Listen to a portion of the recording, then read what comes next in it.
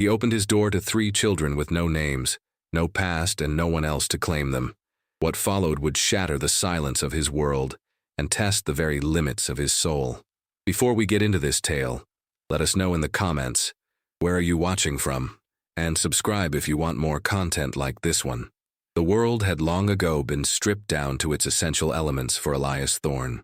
There was the cold, a constant and intimate companion that seeped through the chinking of his cabin walls and settled deep in his bones. There was the silence, vast and absolute, broken only by the groan of pine boughs heavy with snow, or the distant lonely cry of a wolf. And there was the work, an endless rhythmic cycle of splitting wood, checking traps and tending the fire that kept the first 2 elements at bay. His life was a fortress built of solitude, each log in his cabin a testament to a world he had deliberately and methodically shut out. The memory of another life, one filled with sound and warmth, was a ghost he had learned to starve. It rarely troubled him now, existing only as a hollow ache on the coldest nights. The wind that scoured the valley was the only voice he answered to, its language one of pure, unfeeling survival. He was a man whittled down to a hard, unyielding core, a feature of the landscape as much as the granite-faced mountains that loomed over his small patch of existence. He asked for nothing and expected less, the quiet contract he had made with the wilderness. But the wilderness, in its infinite and brutal indifference, was about to change the terms. He found them by the frozen river, where the ice gnawed at the banks with teeth of crystal. 3 of them, small, dark-eyed, and wrapped in thin, worn hides that did little to fend off the encroaching frost. They were huddled together in a desperate knot of shared warmth, their bodies still, their faces smudged with dirt, and a silent, profound terror that went beyond the cold. The oldest, a boy, held the other 2 close, his gaze fixed on Elias with an ancient, unblinking wariness. Another boy, younger, shivered violently, his breath pluming in faint, rhythmic puffs. And the smallest, a girl whose face was nearly lost in the folds of a tattered blanket, was as still as a fallen doll. There were no tracks leading to them, save for their own small, stumbling prints that were already being erased by the falling snow. No sign of parents, no hint of a tribe or a camp. They were simply there. An impossibility dropped into the center of his meticulously ordered emptiness. He stood for a long moment, the axe in his hand feeling unnaturally heavy. The silence he had so carefully cultivated was now screaming. Every instinct honed by years of isolation told him to turn back. They were not his concern. They were a complication, a tear in the fabric of his stark reality. But he saw the way the oldest boy's arm tightened around the girl.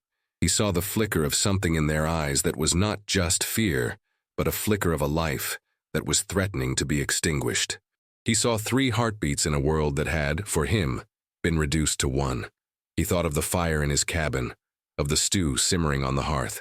He thought of the emptiness that awaited him there, an emptiness that suddenly felt less like peace and more like a tomb.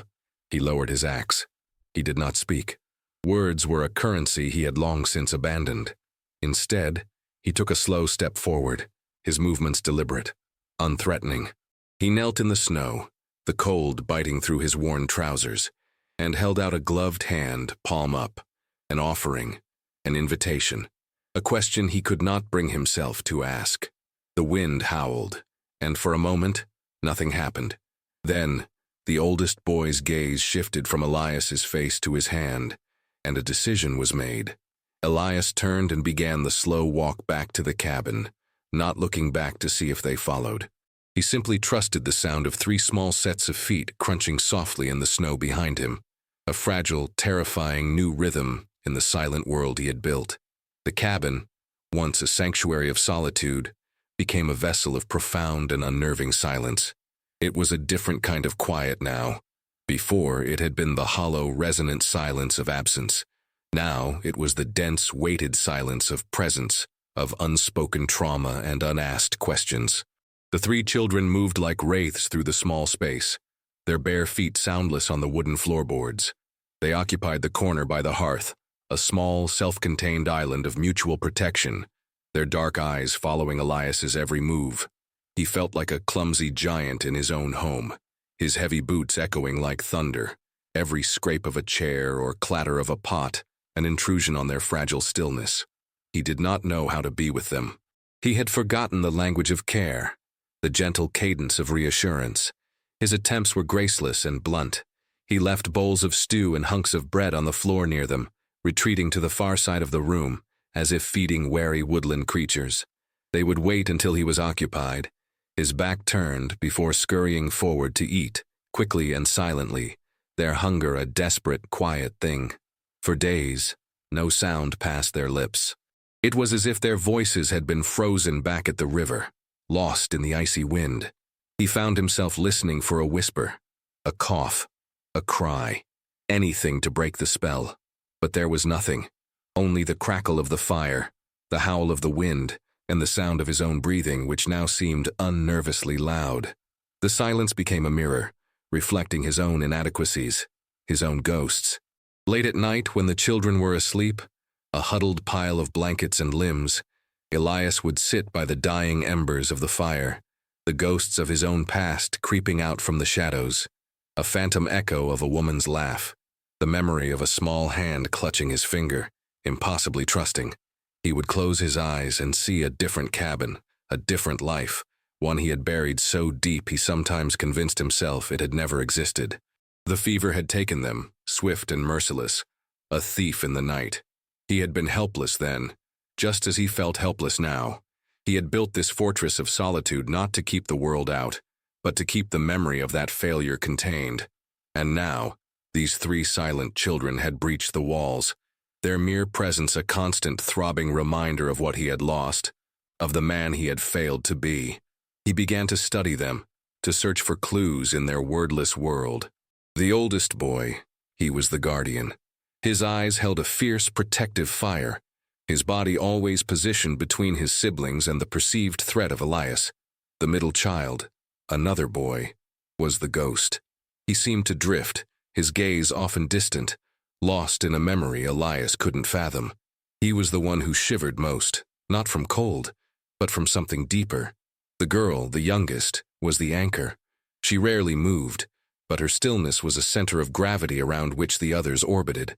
They were a unit, a three-part harmony of survival, and he was the discordant note, the outsider in his own home. He wondered about their names, their people, the story that had led them to the river's edge. But to ask felt like a violation. Their silence was a wound, and he was afraid that any word from him would only make it bleed. The dwindling supplies forced his hand. The flour sack was nearly empty. The salt was a fine dust at the bottom of its crate, and the children, though silent, were a constant aching reminder of mouths to feed. The trip to town was a journey he had always made with a kind of grim efficiency, a necessary evil to be endured. Now it felt like an act of betrayal, leaving the three silent figures by the fire. He gave them a look, a clumsy, gruff gesture meant to convey reassurance, before stepping out into the biting cold. The town of Redemption was huddled in the valley, a small collection of wooden buildings cowering under the shadow of the mountains.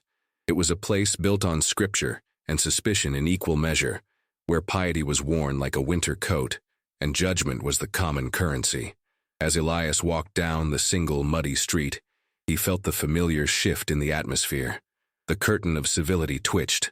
Eyes watched him from the windows of the mercantile, from the doorway of the saloon. He was an outsider, the man who lived in the woods, the one who kept to himself. He was an anomaly, and Redemption did not suffer anomalies gladly. At the general store, Mr. Henderson measured out flour and beans with a deliberate, grudging slowness.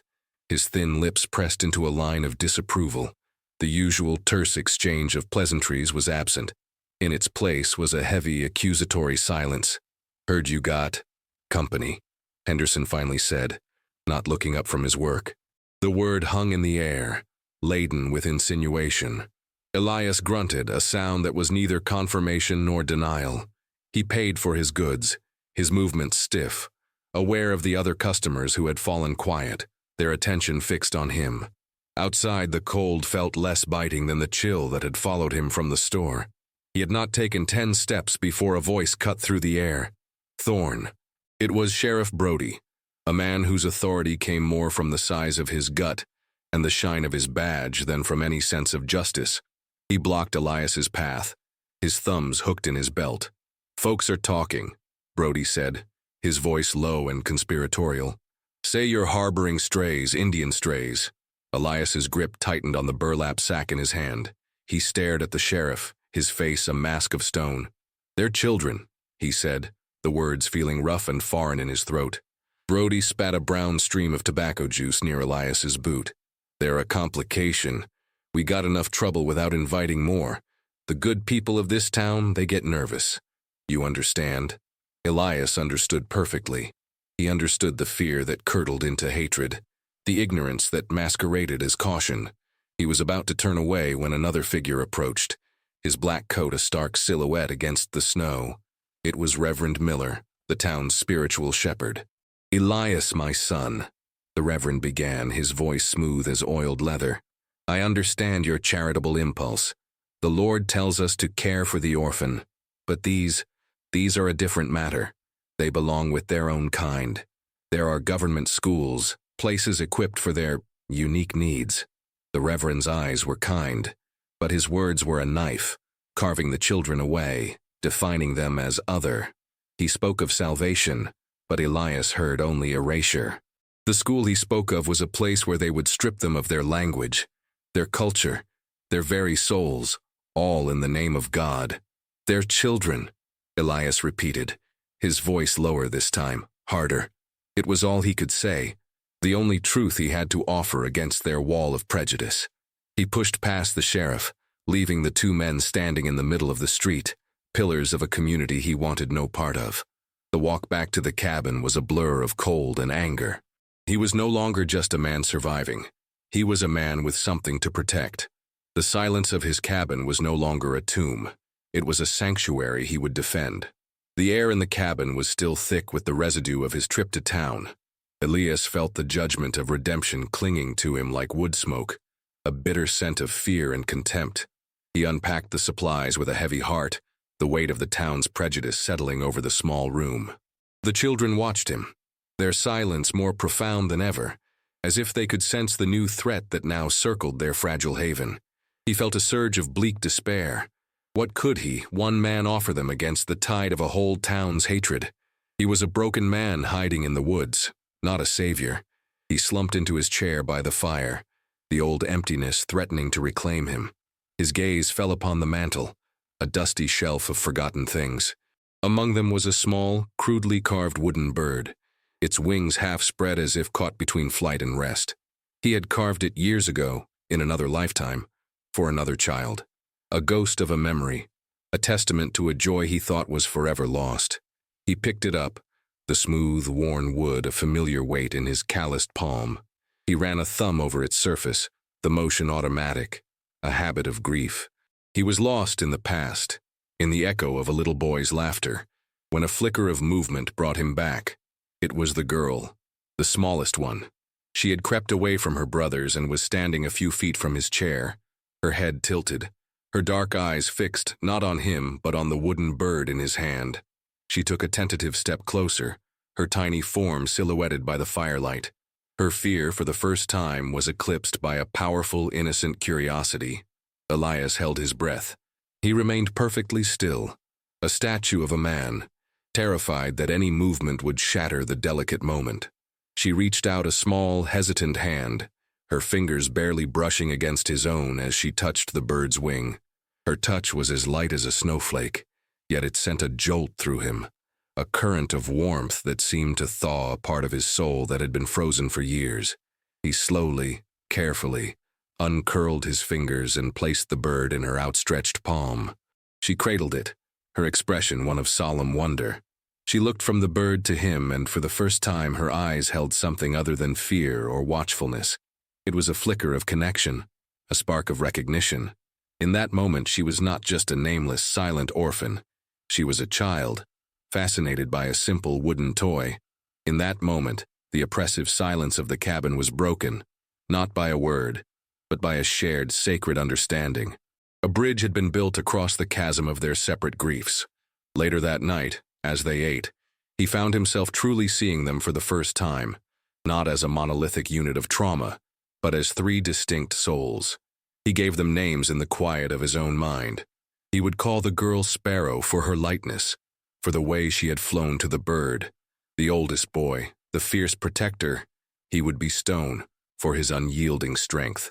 And the middle one, the quiet, drifting boy, he would be River, for the sad, silent depths within him. It was not an act of erasure, of imposing his world upon them. It was an act of seeing. It was his way of telling the universe, of telling himself, that they were not strays. They were not a complication. They were Sparrow, Stone, and River. And they were here. The names, even unspoken, changed everything. They were anchors in the silent, swirling sea of their shared existence.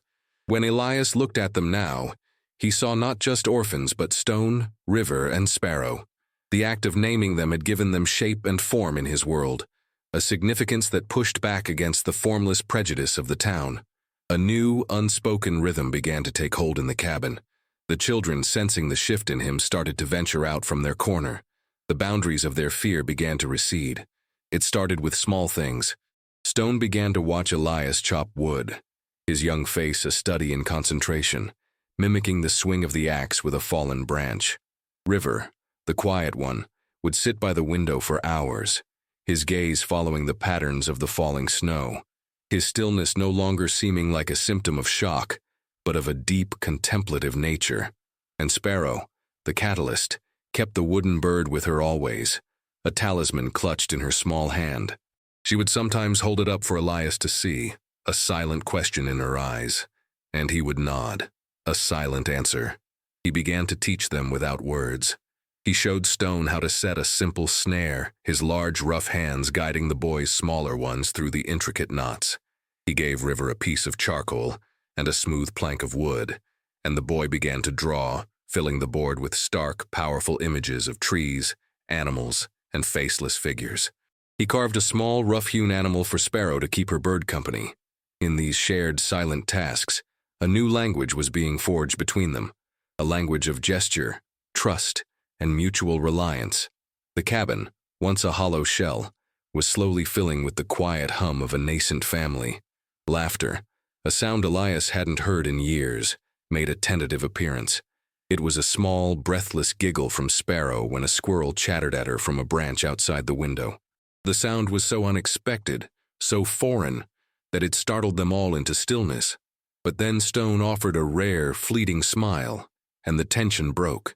Elias felt a crack in the icy wall around his own heart, a warmth spreading through his chest that had nothing to do with the fire. It was in these quiet moments that the ghost of his past returned, not as a tormentor, but as a gentle, sorrowful whisper. He was stacking firewood when a memory blindsided him. His son, Thomas, attempting to help, his small arms barely able to lift a single log, his face scrunched in determination. The memory was so vivid, so sharp, it brought him to his knees. But this time, the grief was different. It was mingled with the present. He looked over at Stone, who was now expertly stacking the smaller pieces of kindling, and the two images, past and present, blurred into one. The pain was still there, a dull, permanent ache, but it was no longer an all-consuming void. His guilt over failing to save his first family was transmuting into a fierce, desperate resolve to protect this new one. He understood now that he hadn't just been hiding from grief. He had been hiding from love itself, terrified of its inevitable cost. But love had found him anyway, in the form of 3 silent children by a frozen river. Their fragile lives were now inextricably woven with his own. This new purpose was a heavy weight, but it was also an anchor, holding him steady in a way that his solitude never could. He was no longer just a man surviving the winter. He was a guardian against it. The world outside the cabin's small, steamy windows turned white and unforgiving. The storm arrived not with a roar, but with a gradual, sinister silencing of the world, as snow began to fall in thick, relentless curtains. Within a day, the landscape was unrecognizable. The familiar shapes of trees and rocks smoothed into soft, monstrous dunes of white. They were sealed in, an island in a vast, frozen ocean. The wind, no longer a distant howl, became a physical presence, pressing against the log walls, shrieking through unseen cracks, a hungry beast trying to get in. For the children, The storm seemed to be a terrifying echo of a greater trauma. River would sit frozen for hours, his eyes wide, listening to the gale. Stone's protective instincts intensified, and he rarely let Sparrow out of his sight. The cabin, their sanctuary, suddenly felt like a trap, the shrinking world outside mirroring the confinement of their fear. For Elias, the storm brought a different, more practical kind of terror. He took inventory of their supplies, his jaw tightening with each measurement. The flour was low, the salted meat dwindling faster than he'd anticipated. The voracious hunger of the fire matched the growing hunger of the 4 people huddled around it. Survival was no longer an abstract concept. It was a daily calculation of logs and mouthfuls. The easy, silent rhythm they had built was replaced by a gnawing tension. Every gust of wind seemed to steal a little more of their warmth, a little more of their hope. The cold was a constant creeping enemy. Elias stuffed rags into the cracks in the walls, his fingers numb, his breath pluming in the frigid air inside the cabin. He kept the fire roaring, but it felt like a losing battle against the elemental fury outside. He saw the flicker of fear in the children's eyes and felt a cold dread that had nothing to do with the temperature. It was the dread of a guardian who feels his own powerlessness. He was their protector, their provider, and he was failing. The town, with its judgmental eyes and meager charity, was an impossible distance away. They were utterly, terrifyingly alone. One morning he awoke to a profound stillness. The wind had died. The world was muffled, buried. He opened the door to a wall of snow that reached halfway up the frame. The immediate danger of the storm was over, but the greater danger of their isolation had just begun. The snares would be buried, the game trails obliterated. They were cut off. Desperation was a cold stone in his gut. He looked at the 3 children, their faces pale in the dim light, their trust in him absolute and terrifying. He could not let them starve. He could not let the silence of the snow be the last sound they ever knew. That afternoon, he wrapped himself in every layer he owned, took his rifle from the wall, and began the arduous task of digging his way out of the cabin. It was a desperate gamble. The snow was deep and unstable, the cold so intense it felt like a physical blow. Hunting in these conditions was madness. But as he worked, fueled by a grim paternal ferocity, he knew it wasn't a choice. It was a promise made to 3 silent children, and to the ghost of one he had failed long ago. He would not fail again. He glanced back at the cabin window, where 3 small faces watched him, and he plunged into the blinding, silent white. The hunt was a brutal ordeal, a battle not against an animal, but against the world itself. Every step was a monumental effort, sinking him waist-deep in the punishing snow. The cold was a physical entity, stealing the breath from his lungs and leeching the strength from his limbs. But the image of the 3 faces in the window was a fire in his gut, driving him forward.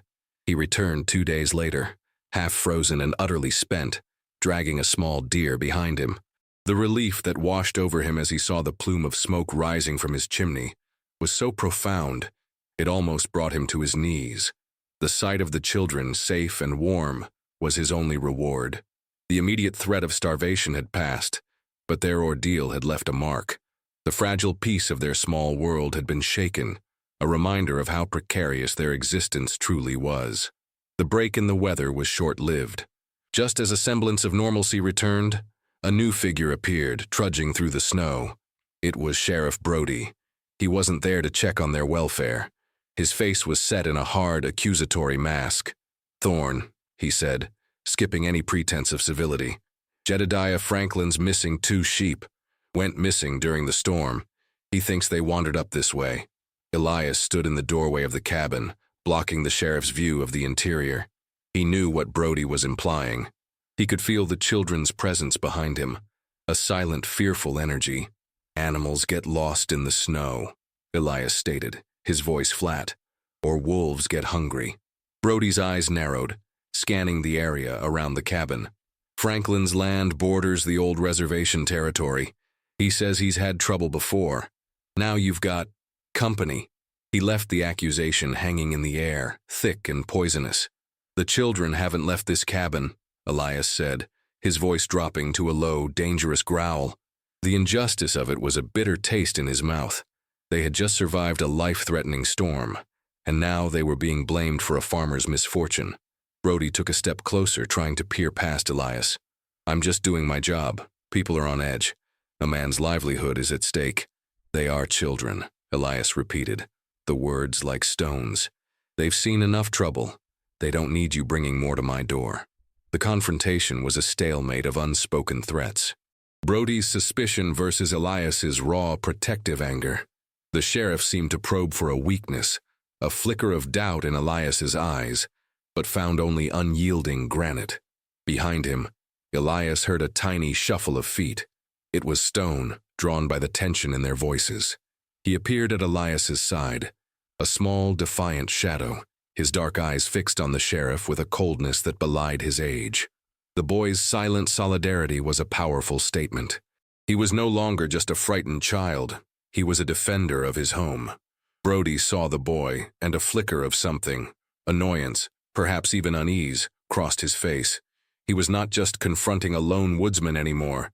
He was confronting a family. "You keep them out of trouble, Thorne," Brody finally said, taking a step back. "I don't want to have to come back up here." He turned and trudged away, his broad back radiating resentment. Elias watched him go, his anger slowly subsiding, replaced by a cold, simmering dread. The town would not leave them be. They would always be watching, waiting for a reason to condemn them. The world was shrinking again, not by snow, but by hatred. He closed the door, the latch clicking into place like the cocking of a hammer. The respite was over. A different kind of storm was coming. The peace that followed the sheriff's departure was thin and brittle, like a new sheet of ice over deep, dark water.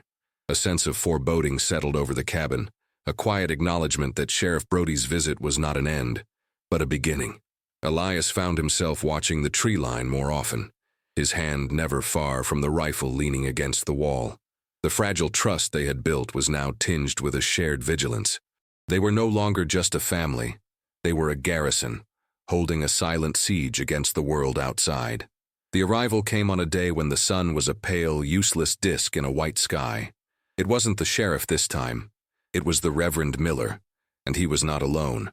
Two grim-faced men from his congregation, broad-shouldered farmers whose piety was etched into the hard lines of their faces, flanked him. They moved with a slow, deliberate purpose, their presence an immediate violation of the stillness of the woods. Elias saw them coming from the window. He felt a cold knot tighten in his stomach. He told the children to stay in the back of the cabin, away from the door, his voice low and calm, belying the storm raging inside him. He met the men on his porch, positioning his body squarely in the doorway.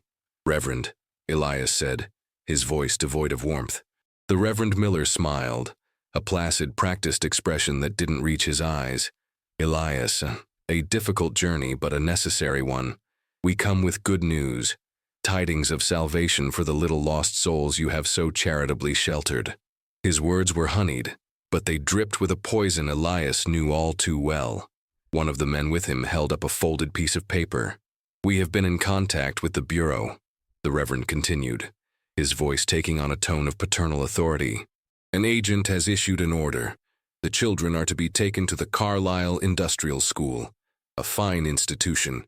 They will be given an education, a trade, a chance at a civilized life. They will be taught the ways of the Lord." Elias felt the blood drain from his face. Carlisle. The name was infamous, a place whispered about with fear and dread among the tribes that still clung to existence. It was not a school. It was an anvil upon which souls were broken and reshaped.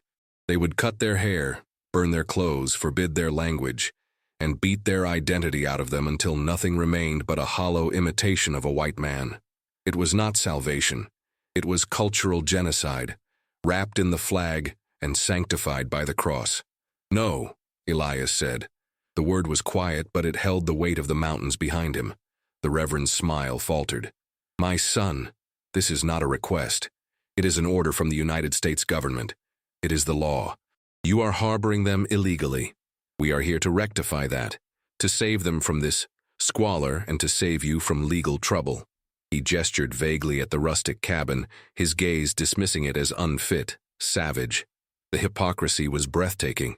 They would tear these children from the only home, the only love they had known, and send them to a cold, cruel institution hundreds of miles away, all under the guise of compassion. Elias looked past the Reverend, at the two silent men beside him. He saw no compassion in their eyes. He saw only certainty, the unblinking, brutal certainty of the righteous. They were here to do what they believed was right, and they would not be swayed by reason or emotion. This was the storm he had been dreading. It had a face, a voice, and a piece of paper that gave it the power of law. The porch became a battlefield, though no weapon had been drawn. It was a war of conviction, fought in the charged space between the men. The cold air was thick with tension, every word a calculated move on a board where the stakes were the children's souls. "They are not lost souls, Reverend," Elias said, his voice steady, gathering strength from the injustice of the moment. "They have a home, here." The Reverend Miller sighed, a theatrical display of patience wearing thin. "Elias, you are a good man, but you are misguided. You cannot provide for them. You cannot give them what they need to prosper in this world. We can. The school can. They will learn English, they will learn a trade, they will be given a future." "What future?" Elias's voice rose, a crack in his stoic facade. "A future where they forget who they are? Where they are taught to be ashamed of the blood in their veins? I've heard the stories from those schools. You call that salvation? I call it erasure." He took a step forward, his presence suddenly immense, formidable. "You will not take them." One of the farmers, a man named Peters, shifted his weight, his hand dropping to his side. It was not a reach for a weapon, but a primal, threatening gesture. "This is the law, Thorne.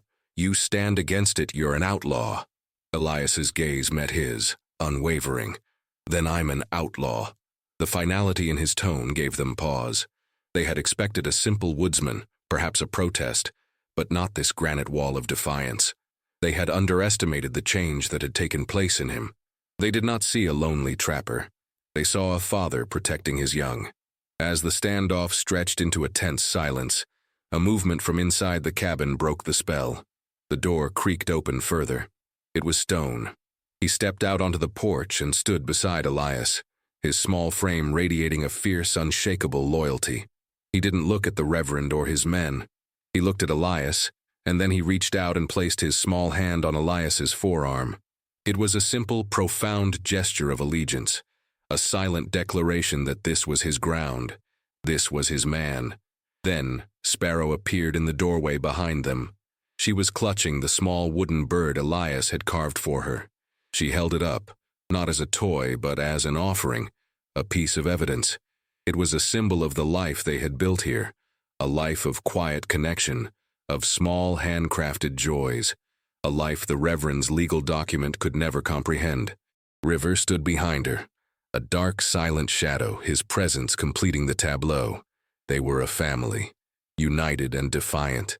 The Reverend Miller stared at the scene, for the first time looking genuinely unsettled. His rhetoric, his appeals to law and God, seemed hollow and flimsy in the face of this raw, silent truth. This was not the squalor he had imagined. This was a fortress of belonging.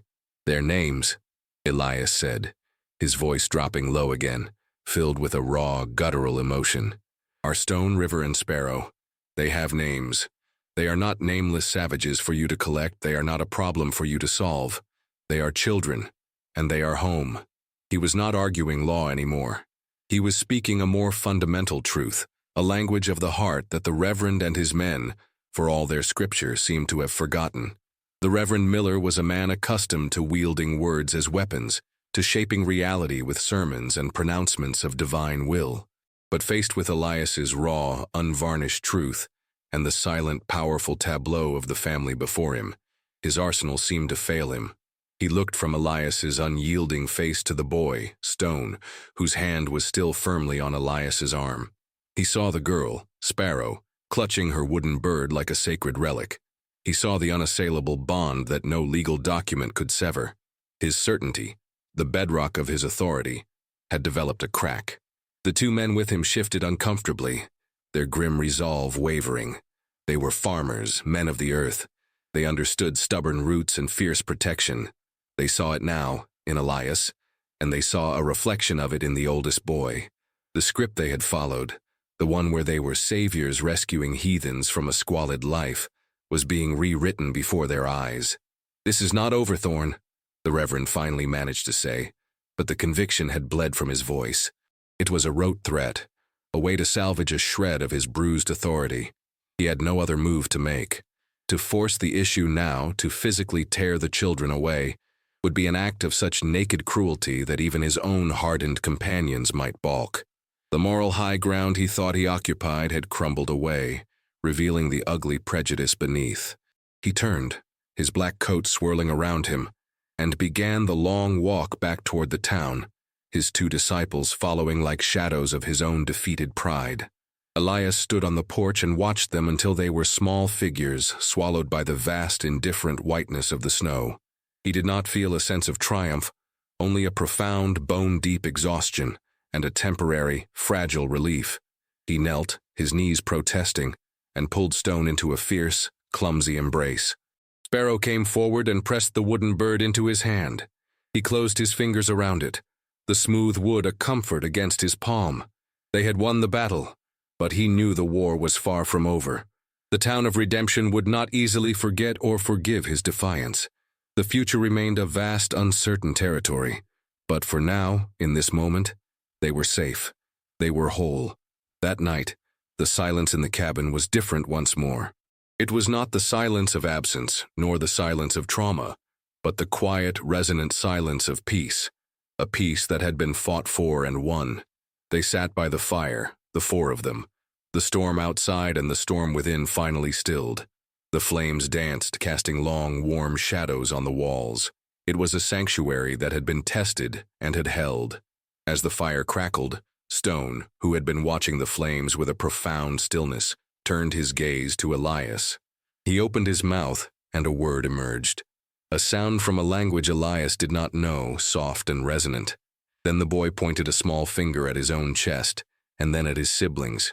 He paused, his dark eyes searching Elias's face, and then he pointed at Elias.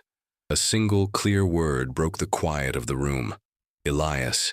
It was the first time any of them had spoken his name. It was not just a name.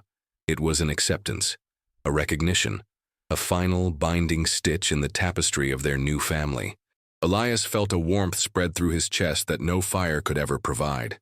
He had opened his door to 3 nameless children, and in doing so, they had given him back his own name. He was no longer just a ghost hiding in the woods. He was Elias, and he was home. The winter would eventually end and other struggles would surely come, but as he looked at the 3 children bathed in the golden light of the hearth, he felt a flicker of something he had long thought buried forever. It was hope. He hadn't just saved them from the cold. They had saved him from a winter of the soul, a solitude far deeper and more dangerous than any snowstorm.